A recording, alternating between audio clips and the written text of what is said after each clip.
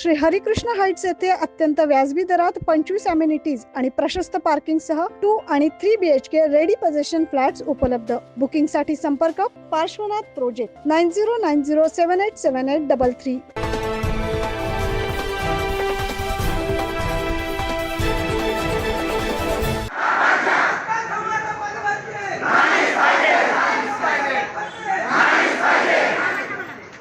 आदिवासी 17 संवर्गातील पात्रधारकांची तात्काळ नियुक्ती करण्यात यावी याकरिता नाशिकच्या ईदगाह मैदानावर राज्यातील 17 संवर्गातील पेसा पात्रधारक विद्यार्थ्यांच्या आमरण उपोषणाचा आज 6वा दिवस.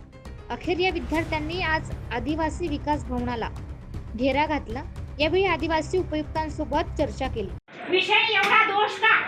आणि आमच्या आदिवासी जेव्हा मुलांच्या पाठीशी कोणी नसतं तेव्हा आम्ही समाज म्हणून, संघटन म्हणून सदैव त्यांच्या पाठीशी राहणार आहे.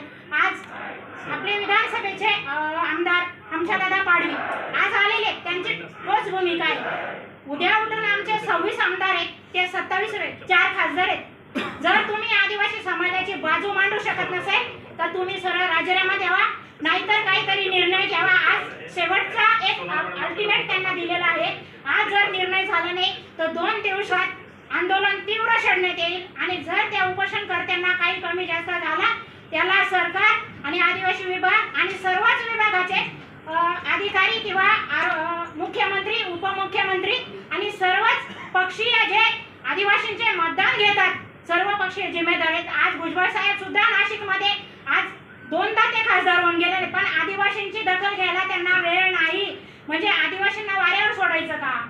दरम्यान उपोषणकर्त्या विद्यार्थ्यांची प्रकृती खालावत असल्याने लवकरात लवकर आमच्या मागण्या मान्य कराव्यात, अन्यथा आदिवासी विकास मंत्र्यांकडे दाद मागत यापेक्षाही तीव्र आंदोलन केलं जाईल असा इशारा यावेळी आंदोलक विद्यार्थ्यांनी दिलाय. Bureau report 9 news Maharashtra.